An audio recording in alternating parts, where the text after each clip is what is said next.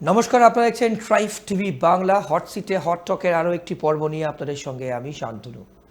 Hot সিটে hot টকে আমরা রাজ্য রাজনীতি নিয়ে যত নির্বাচন এগোবে আমরা হয়তো তখন কথা বলবো, কিন্তু তার আগেও রাজ্য রাজনীতি বাদ দিয়েও আন্তর্জাতিক ক্ষেত্রে এবং দেশের বিভিন্ন জায়গায় বিভিন্ন রকম ঘটনা কিন্তু ঘটছে, যেগুলো আমাদের আপনাদের সামনে তুলে ধরা দরকার।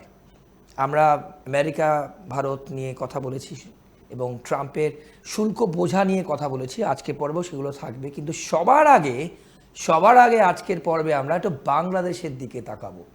মনে করে দেখুন, বেশ কয়েকটা পর্বের আগে উত্তাল বাংলাদেশ নিয়ে কিন্তু আমরা অনেকগুলো পর্ব করেছিলাম। আমরা আজকের আজকের পর্বের প্রথম যে টপিক রাখছি, বাংলাদেশে কবে নির্বাচন হতে পারে এবং দেশ ছেড়ে পালানোর তোড়জোড় কে করছে, এবং তার সাথে ইম্পর্ট্যান্ট, সেনাপ্রধান কি জানিয়ে দিল ইউনূসকে ভারত কি করতে পারে। এটা দিয়ে আমরা শুরু করব এবং এর সঙ্গে ইয়ে দোস্তি হাম নেহি ছোড়েঙ্গে, মানে মোদি ট্রাম্পের কথা বলছি। কেন এই কথা বললাম? বিখ্যাত গান বাড়িয়ে দে তোমার হাত, আমি সে হাত ধরে এগোতে চাই। আপনারা যত পর্ব এগোবে আপনারা বুঝতে পারবেন আমি কেন বললাম। অর্কপ্রভ সরকার আমার বাদিকে বসে আছেন, হট সিটে হট টকে যার বিশ্লেষণ আপনারা প্রতিটি পর্বে শোনেন, বিশ্লেষণ জানেন এবং আপনারা আপনাদের সুচিন্তিত মতামত শেয়ার করেন। অর্কদা, আপনাকে আজকের পর্বে স্বাগত। বাংলাদেশ নির্বাচন নিয়ে আমি প্রথমেই বললাম কবে হতে পারে এবং দেশ ছেড়ে পালানোর প্রস্তুতি কি জানা যাচ্ছে, আপনার বিশ্লেষণ, এবং ভারত সরকার কি করতে পারে। প্রথমে বলি, আপনি যে লাইনটা দিয়ে শুরু করলেন, ইয়ে দোস্তি হাম নেই ছোড়েঙ্গে, শোলের গান। 50 বছর হচ্ছে শোলে সিনেমার রিলিজ হওয়ার এই বছরে, এবং এটা একটা মাইল ফলক ঘটনা। ভারতীয় ছবি যে এই পর্যায়ে যেতে পারে, মধ্য 70 এমার্জেন্সির ওই সময় তো এই ছবিটা শুরু হয়েছিল, একটু আগে রিলিজ করে 75-এ। ভারতীয় সিনেমার একেবারে খোললছে বদলে দেয়। এখনো কেউ যদি শোলে দেখেন যে কোনো বয়সের, তাহলে মন্ত্রমুগ্ধের মতো আবিষ্ট হবেন পর্দায়। এবং একই সঙ্গে এই বছর মহানায়ক উত্তম কুমারের জন্মশতবর্ষ, শারদোৎসবের আবহে এই দুটো বিষয় নিশ্চয়ই বাঙালিকে আন্দোলিত করবে, কিন্তু রাজনীতি তার নিজস্ব গতিতে চলবে, বহমান। প্রথমে আসি বাংলাদেশের বিষয়। দেখুন, বাংলায় একটা চালু কথা আছে, ঝোলের লাউ অম্বলের কদু। বাংলাদেশের সেনাপ্রধান ওয়াকারুজ্জামান ঠিক এই প্রজাতির মানুষ। তিনি নিজের সিদ্ধান্তে সবসময় অনড় থাকতে পারেন না, কম্প্রোমাইজ করেন, হুমকি দেন, আবার পিছু হটেন। কেন এটা বলছি? 1 সেপ্টেম্বর বাংলাদেশের অন্তর্বর্তী সরকারের প্রধান ডক্টর মোহাম্মদ ইউনূসের যে বাসভবন যমুনা, সেখানে ওয়াকার গিয়েছিল, দুপক্ষের মিটিং হয়। তারপরে দুটো বিবৃতি আসে। একটা হচ্ছে বাংলাদেশ সেনাবাহিনীর জনসংযোগ অধিকারিকের দপ্তর, ISPR বলে, inter service public relation, ISPR। হ্যাঁ, তারা বলছে, সেনাপ্রধান বলেছেন যে অন্তর্বর্তী সরকারকে সেনাপ্রধান পূর্ণ সহযোগিতা করবে সেনাবাহিনী, এবং বাংলাদেশে যাতে আইনের শাসন প্রতিষ্ঠিত হয় সেদিকেও তারা নজর দেবে। আবার প্রধান উপদেষ্টার কার্যালয় থেকে একটা বিবৃতি দেওয়া হয়েছে। সেই বিবৃতিতে বলা হয়েছে সেনাপ্রধান প্রধান উপদেষ্টাকে সতর্ক করেছেন যে কোনো গুজবে তিনি যেন কান না দেন। হঠাৎ করে সেনাপ্রধান প্রধান উপদেষ্টাকে এই গুজবের বিষয়টা বললেন কেন? Here lies the catch. Bangladesh সেনাবাহিনীর 9ম পদাতিক ডিভিশন হচ্ছে সব থেকে গুরুত্বপূর্ণ। 9ম পদাতিক ডিভিশন ঢাকা, সাভার, প্রধানমন্ত্রী, রাষ্ট্রপতি এবং সেনাপ্রধানের নিরাপত্তা সুনিশ্চিত করে। সেই 9ম পদাতিক ডিভিশনের চার্জে ছিলেন ওয়াকারের খুব ঘনিষ্ঠ মঈন খান। তার অবসর ছিল অগাস্টে। ওয়াকার চেয়েছিলেন যে মঈন খানকে এক্সটেনশন দেওয়া হোক, এবং আরও 70 জন অফিসারের পদোন্নতি, যারা 2001 থেকে 6 সালের মধ্যে বিএনপি জমানায় কমিশন অফিসার হিসাবে বাংলাদেশ সেনাবাহিনীতে নিয়োগ পেয়েছিল, তাদের এখন কেউ ব্রিগেডিয়ার হবেন, কেউ কর্নেল হবেন। আর্মি প্রমোশন বোর্ড এই 70 জনের নামের তালিকা তৈরি করে প্রধান উপদেষ্টার দপ্তরে পাঠায়। প্রধান উপদেষ্টা এই ফাইলগুলো ছাড়েননি এবং মঈন খানের এক্সটেনশনও দেননি। প্রধান উপদেষ্টার প্রিন্সিপাল স্টাফ অফিসার আছেন মেজর জেনারেল খায়রুল ইসলাম, সম্ভবত ওই নামই, বা খায়রুল আলম। তিনি জামাত ঘনিষ্ঠ, পাকিস্তান ঘনিষ্ঠ। ইউনুস চাইছেন যে ওয়াকারকে রিপ্লেস করে ওর পিএসওকে সেনাপ্রধান করতে, সেটা ওয়াকার জানে। PSO full form personal staff, principal staff officer. Okay. তো মঈন খানকে এক্সটেনশন দিল না ইউনুস। কাকে আনা হলো? মেজর জেনারেল পদমর্যাদার এক অফিসারকে, যে বগুড়া ডিভিশনের চার্জে ছিলেন। এই লোকটিকে, এই লোকটি মুজিব বিরোধী, মুক্তিযুদ্ধের চেতনা বিরোধী এবং আওয়ামী লীগ বিরোধী। ওকে। আওয়ামী লীগ বিরোধী কেউ হতেই পারেন, কিন্তু মুজিব বিরোধী এবং জামাত ঘনিষ্ঠ। বগুড়ায় আর্মি ক্যান্টনমেন্টে বঙ্গবন্ধুর যা ছবি বা যা মুরাল ছিল, এই লোকটি সব সরিয়ে দেয়, ভেঙে দেয়। তাকে 9ম ডিভিশনের চার্জে নিয়ে আসছে ইউনুস। তার মানে সেনাপ্রধানের উপর চাপ দেও। সেনাপ্রধান এটা বুঝেছে। সেনাপ্রধান ইউনুসের ছকটা ধরে ফেলেছে। যেহেতু সেনাপ্রধান ইউনুসকে অন্তর্বর্তী সরকারের প্রধান উপদেষ্টা হিসাবে নিয়োগ দেওয়া হোক চাননি, কারণ সেনাপ্রধানের মতে ইউনুস একজন আর্থিক অপরাধী। শেখ হাসিনা দেশ ছাড়ার পর ঢাকা ক্যান্টনমেন্টে ছাত্রনেতা, বর্তমানে সরকারের আইন উপদেষ্টা আসিফ নজরুল এবং 2-1 গিয়েছিলেন যে পরবর্তী রূপরেখা কি হবে। সেনাবাহিনী কিন্তু ক্ষমতা দখল করেনি। ওয়াকার জানিয়ে দিয়েছিলেন যে তিনি ইউনুসকে পছন্দ করেন না, কিন্তু ছাত্রদের পীড়াপিড়িতে তিনি রাজি হন। এবং প্রথম দিন থেকে ওয়াকার কি বলে আসছেন, কখনো রয়টার্সকে সাক্ষাৎকার দিয়ে, কখনো অন্য সংবাদ মাধ্যমকে, যে 1 বছর থেকে 1.5 বছরের মধ্যে নির্বাচন করতে হবে। ইউনুস নির্বাচনের ব্যাপারে কোনো রোডম্যাপ দেয়নি। নির্বাচন আদৌ হবে কিনা সেই নিয়ে আমার মনে সংশয় আছে, কারণ এই আন্তর্জাতিক খ্যাতিসম্পন্ন বাটপার পিছনের রাস্তা দিয়ে ক্ষমতা ভোগ করতে চায়। বেশ। এখন ওর নিজের পুনর্বাসন যতক্ষণ না নিশ্চিত হবে ততক্ষণ ও নির্বাচন ঘোষণা করবে না। রাষ্ট্রপুঞ্জের মহাসচিব হিসাবে যিনি আছেন অ্যান্টনিও গুতেরেস, তার মেয়াদ শেষ হয়ে যাওয়ার পর ইউনুসকে যদি সেখানে মনোনয়ন দেওয়া হয়, সেই মনোনয়ন আমেরিকায় দিতে পারে। ওকে। তাহলে ইউনুসের একটা রিহ্যাবিলিটেশন হবে। আদারওয়াইজ অন্তর্বর্তী সরকারের প্রধানের পর ইউনুস কি করবে? যতক্ষণ না সেই রিহ্যাবিলিটেশন নিশ্চিত হয় ততক্ষণ পর্যন্ত নির্বাচন হবে না। ওকে। আর সেনাপ্রধান পরিষ্কার বলে দিয়েছেন অন্তর্ভুক্তিমূলক নির্বাচন, তাতে আওয়ামী লীগও পার্টিসিপেট করবে।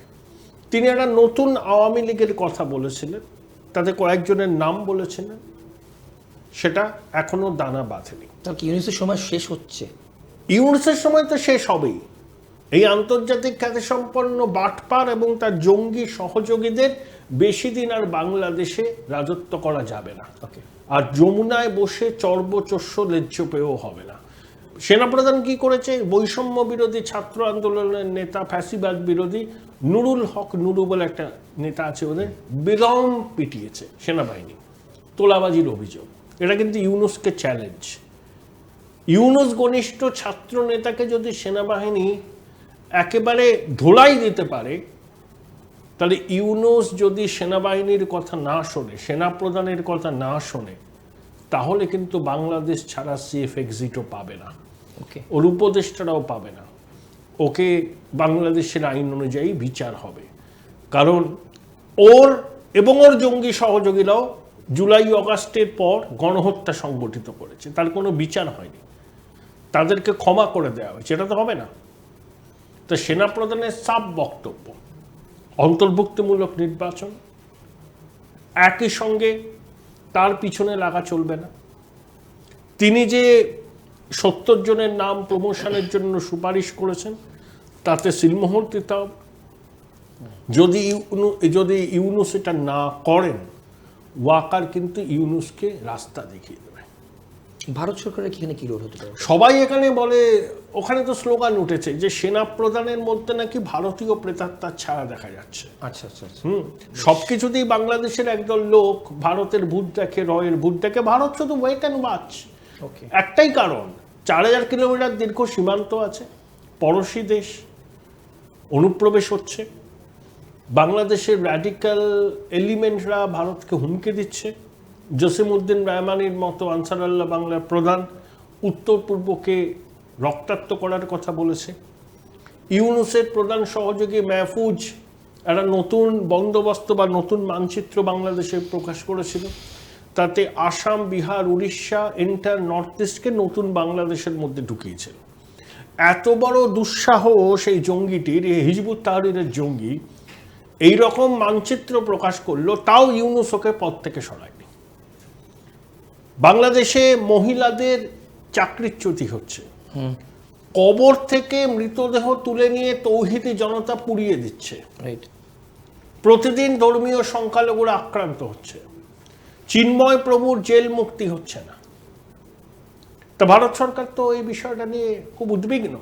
বিশেষ করে আমাদের সঙ্গে সীমান্ত আছে, জল সীমান্ত, স্থল সীমান্ত, পশ্চিমবঙ্গের সঙ্গে 2200 কিলোমিটার, সারা ভারতের সঙ্গে বাংলাদেশের 4000 কিলোমিটারের উপর সীমান্ত। এই যে জুন থেকে অগাস্টের শেষ পর্যন্ত 4000 জনকে বিএসএফ আটকেছে সীমান্ত অনুপ্রবেশের জন্য, কিন্তু এখন অনেক জায়গায় কাঁটা তার দেওয়া যায়নি, সেখান থেকে হচ্ছে। আইএসআই সক্রিয় বাংলাদেশে, পাকিস্তানের উপপ্রধানমন্ত্রী ভিজিট করে গেছেন ঢাকা। পাকিস্তানের সেনাপ্রধান ফিল্ড মার্শাল আসিম মুনির কি বলেছেন, এবার ভারতকে আক্রমণ করা হবে ভারতের পূর্ব দিক থেকে, মানে বাংলাদেশের মাটিকে ব্যবহার করে। তাহলে বাংলাদেশে যত অস্থিরতা চলবে তত জঙ্গিবাদ উৎসাহিত হবে, এটাই ভারত সরকারের কাছে সতর্কতার কারণ। সেই জন্য ভারত পরিস্থিতির উপর নজর রাখছে। আমরা চাই ভারত বাংলাদেশ সম্পর্কের সোনালী অধ্যায় হোক, গণতান্ত্রিক পদ্ধতিতে অন্তর্ভুক্তিমূলক নির্বাচনের মাধ্যমে একটা সরকার আসুক, সেই সরকারের সঙ্গে আমরা পূর্ণ কূটনৈতিক সম্পর্ক তৈরি করব। বেশ। কিন্তু অন্তর্বর্তী সরকার, এর কোনো সাংবিধানিক বৈধতা নেই, এ মানুষের আশীর্বাদেও আসেনি। এখন শুধু কাজ চালানো গোছের সম্পর্ক আছে, তার বেশি কিছু নয়। ভারত সরকার পরিস্থিতির উপর নজর রাখছে। বাংলাদেশের অভ্যন্তরীণ রাজনীতিতে ভারত কোনোদিনই হস্তক্ষেপ করেনি, এটা আমাদের বিদেশ নীতি নয়, এখনো করছে না, ভবিষ্যতেও করবে না। কিন্তু বাংলাদেশের মাটি থেকে যদি জঙ্গিবাদ উৎসাহিত হয়, যদি কোনো জঙ্গি হামলার পরিকল্পনা করা হয়, সেক্ষেত্রে যা জবাব দেওয়ার ভারত দেবে। অপারেশন সিন্দুরের মাধ্যমে পাকিস্তান সেই বার্তা পেয়েছে। আমরা বিরতি নেব, বিরতির পর ये दोस्ती हम नहीं छोड़ेंगे প্রথমেই বললাম, ওর কথা বিশ্লেষণ করলেন, তেরা সাথ নেই ছোড়েঙ্গে। এই মুহূর্তে ট্রাম্প আর মোদির কি সম্পর্ক, গোটা ইউরোপিয়ান অন্যান্য দেশ কিভাবে রিয়াক্ট করছেন, অর্থাৎ এ নিয়ে আমরা বিস্তারিত আপনাদের সামনে রাখবো। এটা ছোট বিরতি, হট সিটে হট টকে, তারপর ফিরে আসছি, কোথাও যাবেন না, সঙ্গে থাকুন। বিরতির পর ফিরে এলাম হট সিটে হট টকে। এখন এই মুহূর্তে দাঁড়িয়ে কিন্তু গোটা বিশ্ব যেদিকে তাকিয়ে রয়েছে, অর্থাৎ ট্রাম্প এবং নরেন্দ্র মোদী। আপনারা প্রত্যেকে জানেন এসসিওর বৈঠকে যোগ দিতে চীনে গিয়েছিলেন ভারতের প্রধানমন্ত্রী নরেন্দ্র মোদী, এবং সেখানে চায়না, রাশিয়া অর্থাৎ পুতিন এবং শি জিনপিংয়ের সঙ্গে একসঙ্গে ছবি দেখার পর থেকে কিন্তু অনেক দেশের ঘুম উড়ে গেছে। এবং ট্রাম্প কতটা প্রেশারাইজড, কিন্তু শেষ পর্যন্ত আমরা আগের ডিসকাশনে, অর্থাৎ এই হট সিটে হট টকের আগের পর্বগুলিতে কিন্তু অর্কপ্রভ সরকার বলেছিলেন, অর্থাৎ আমরা বিশ্লেষণ করে আপনাদের জানিয়েছিলাম যে ট্রাম্পকে কিন্তু মাথা নোয়াতেই হবে। শেষ পর্যন্ত দোস্তি নেই ছোড়না হয়, এটাই কিন্তু উঠে আসছে সামনে। কেন এই কথা বললাম অর্কদা, এই মুহূর্তে দাঁড়িয়ে কি স্ট্যাটাস? প্রথম কথা, আমেরিকার প্রেসিডেন্ট ডোনাল্ড ট্রাম্প খুব আনপ্রেডিক্টেবল। কয়েকদিন আগে শি জিনপিং, ভ্লাদিমির পুতিন এবং নরেন্দ্র মোদীর একটা ছবি, এক ফ্রেমে তিনজন রাষ্ট্রপ্রধান কথা বলছেন। ট্রাম্প ছবিটা নিজের সমাজ মাধ্যম ট্রুথ সোশ্যালে পোস্ট করে বলেন যে চীনের মতো একটা পশ্চাৎগামী শক্তি বা খারাপ শক্তি কাছে ভারত এবং রাশিয়াকে আমরা হারালাম। বেশ।